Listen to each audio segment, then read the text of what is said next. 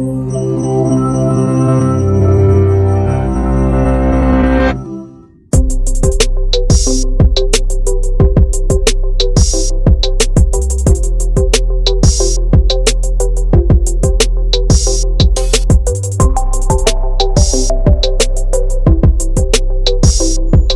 is contraception?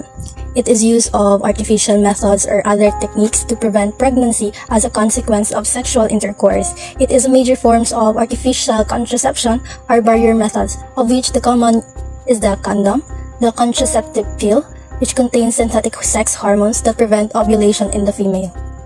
These are the types of contraception you can use to prevent pregnancy.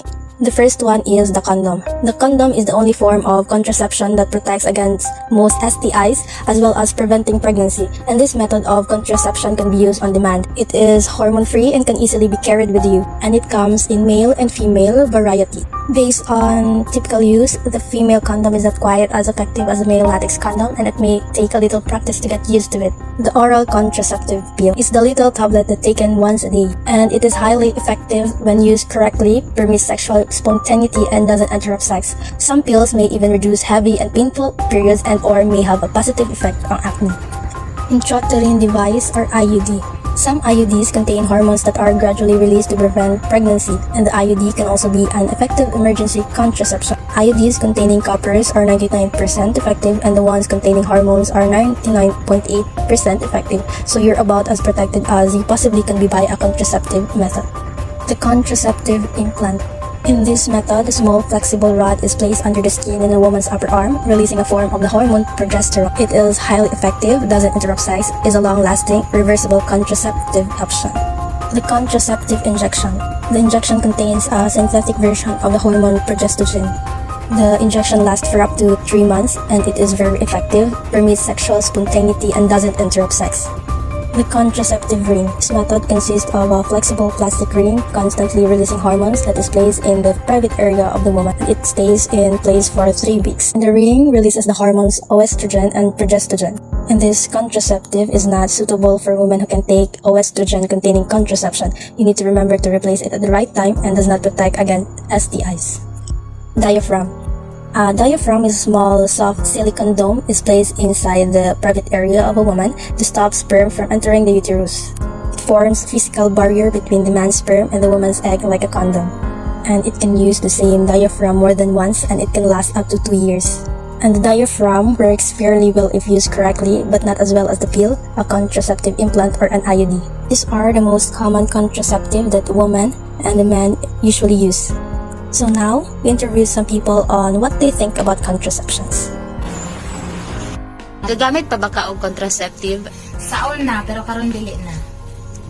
Nga naman. Nang tapulan ako. Giundangan ako kay tambok mga kanang katambok man. Undang ko. Para sa imuhang kalusugan.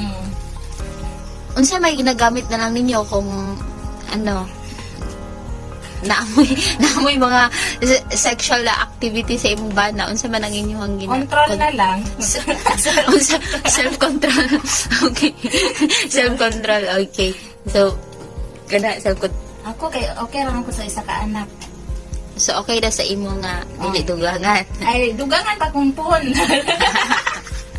Okay. Okay, thank you kayo. Nagamit ko mga klase nga mga pangkuan,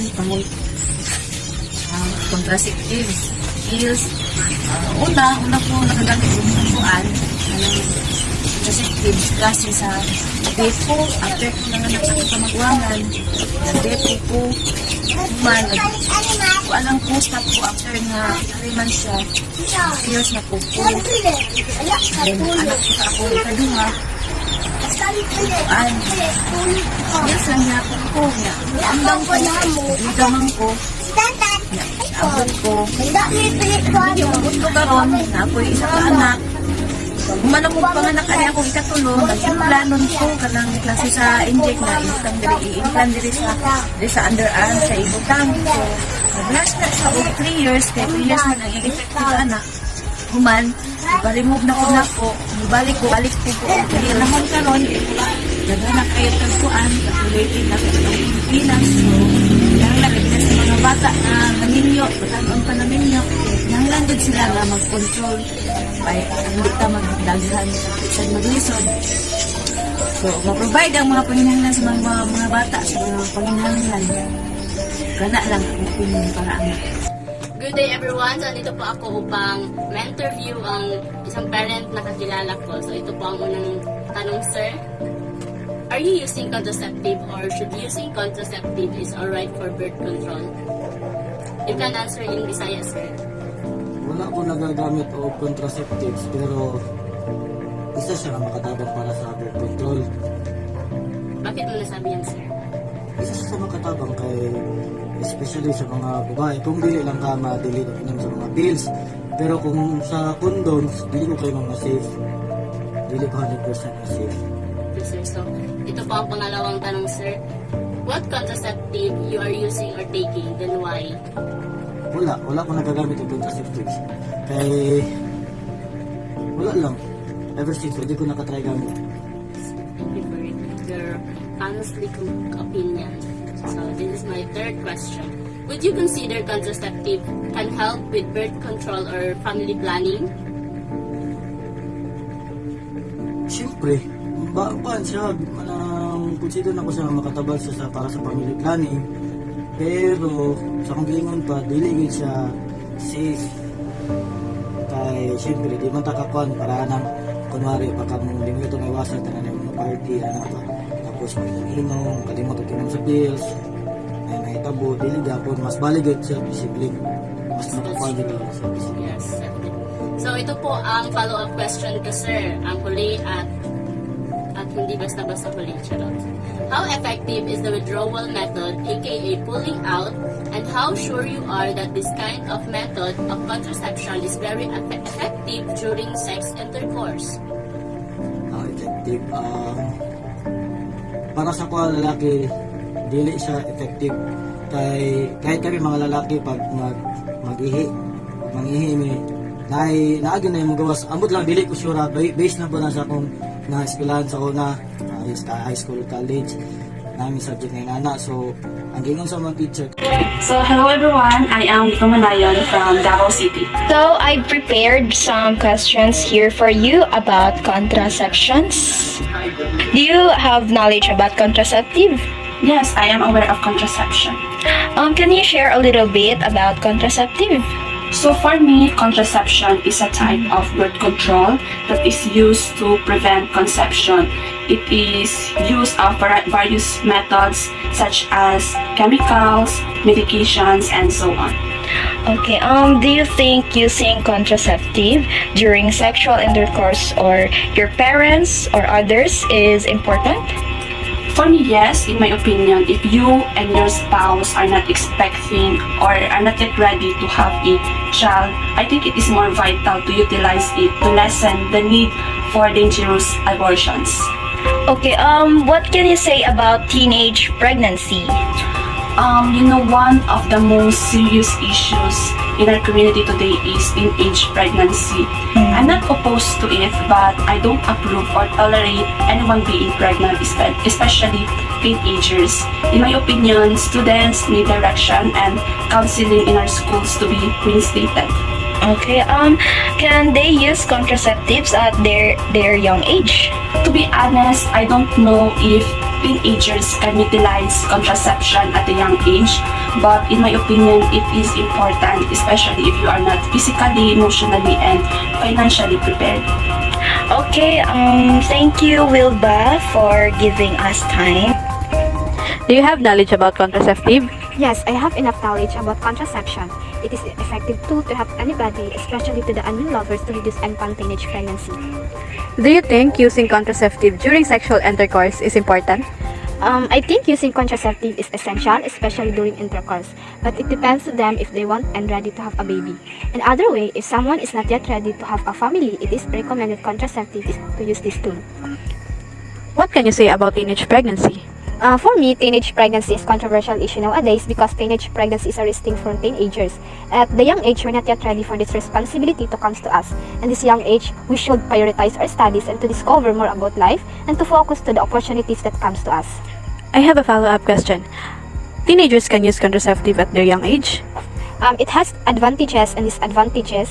We should not normalize disuse contraception at the young age and feel comfortable in using this because not all methods are safe so that it has possibility to get pregnant. Good afternoon, ma'am. How are you today? Good afternoon, I'm doing well. How about you? It is wonderful, isn't it? Yes. So today, I will ask you a question. So before that, don't worry, it is a short question only. So I hope that you could expand your knowledge about contraception. So, how effective is withdrawal method, aka taking out, and how sure you are that this kind of method of contraception is very effective during sex intercourse? Well, if you and your partner do not plan to have a baby, I would say that withdrawal or pulling out is not a very effective method. Sperm may still enter the vagina if withdrawal isn't properly timed or if pre-ejaculation fluid contains sperm. Statistics show that for every 100 people who use the pull-out method perfectly, 4 will still get pregnant. But pulling out can be difficult to do perfectly. So in real life, about 1 in 5 get pregnant every year. So my next question is about using contraceptives. Is it a safe or not? That how do you say so? Not exactly, because people use contraceptive or contraceptions so that they will not get sexually transmitted diseases from their partners. So it's a way to protect themselves. So if you are married, what contraceptives or birth control you want to use during sex? I'm not married. Are you prepared of being pregnant or to be a mom? As of now, I am not. So that's all my interviews. Back to Chicha. Hi ma'am, good day. What's your name? My name is Divine Cristi Monticalvo. It's okay with you to have a video interview? Yes. Okay, do you hear the word contraceptive? Okay, so I have a question with you, ma'am. What can you say about teenage pregnancy? Teenage pregnancy is the one of the recent news in our society nowadays, engaging toxic relationship without of the guidance of parents that are probably happen. Okay, so can they use a contraceptive at their young age? Probably no. Firstly, as a young age, they will damage their organs inside the body, make you sickness and disease at their young age that are not allowed from the doctor. To use the things, it either they prevent it any toxic relationship of their age. Thank you for answering my question, ma'am. Thank you. Good day, ma'am. I am Janami Mangaron. I'm here to conduct an interview to gather your point of view regarding your thoughts about birth control. So may I know your name and age? I am Michelle and I am 18 years old. Okay, so are you ready, ma'am? Yes. Let's start. So the first question is, do you have knowledge about contraceptive? Yes, I do have. Do you think using contraceptive during sexual intercourse or your parents or others is important? Yes, in order for them to be protected during sexual intercourse. Yes. So here's the last question. What can you say about teenage pregnancy? Can they use contraceptives at their young age?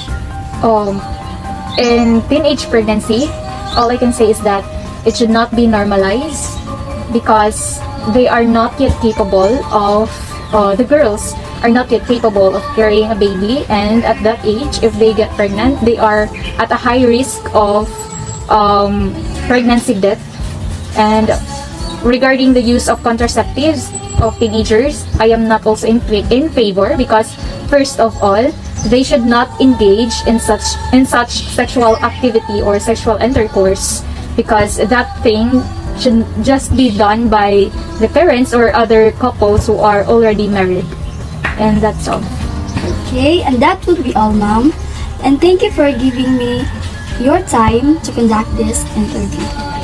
For those couples who don't want to have a baby, I think contraception should be made openly available to everyone so that pregnancy can be prevented, to put an end to the suffering of all women who are not yet ready, to give women the power to save their lives, to save their children's lives, and to give their families the best possible future.